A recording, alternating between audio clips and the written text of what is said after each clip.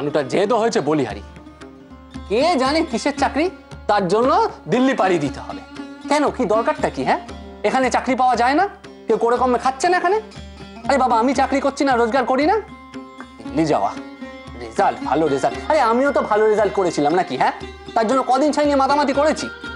মেয়েদের যদি বিয়ে দিয়ে বিদেশে পাঠাতে পারি, তবে ছেলেকে কাজে কেন পাঠাতে পারবো না? সাধে কি মা তোমাকে কুতার্কিক বলতো? মেয়ের বিয়ে আর ছেলের চাকরি করতে যাওয়া এক করলে মানুষ বাড়ির বাইরে কোথাও যাবে না, ব্যাস। হ্যাঁ গো, এ তো তোমার আমার ঝগড়ার বিষয় নয়। ছেলেটার ভবিষ্যতের প্রশ্ন, তার সারাটা জীবনের প্রশ্ন। ছেলের ভবিষ্যৎ আমি ঠিক করব।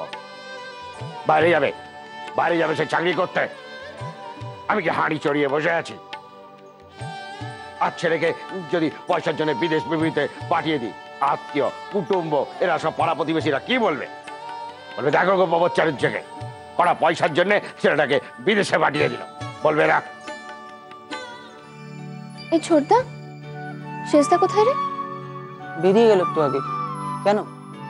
মা ডাকছিল। সকাল থেকে কি হচ্ছে কে জানে। তুই হাসছিস?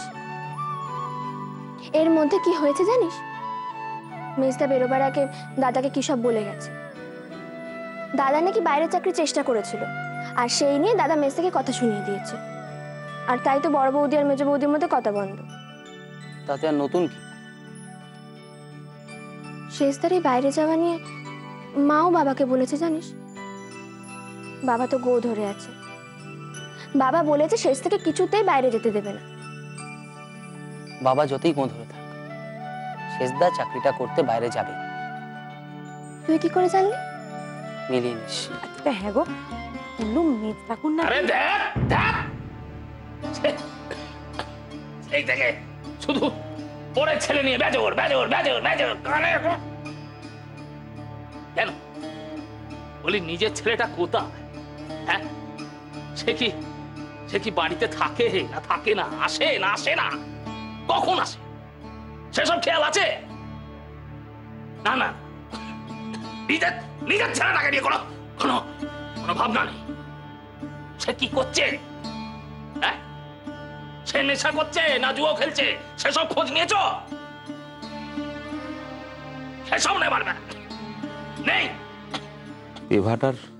পেভাটার চেহারাখানা দেখেছো কি হয়েছে?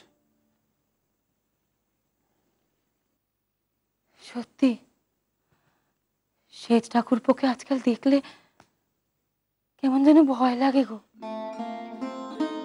চেহারাখানা, চোখের চাউনি কেমন যেন। এতকাল ধরে শরীরের ওপর তো কম অত্যাচার করেনি, শরীর তো একদিন জানান দেবে। কি জানো বড় বউ,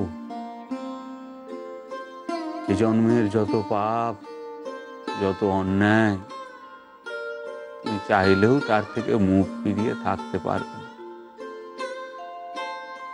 ওই যে ওপরে একজন বসে আছে, নিক্তি দিয়ে একেবারে বিচার সমান করে দেবে।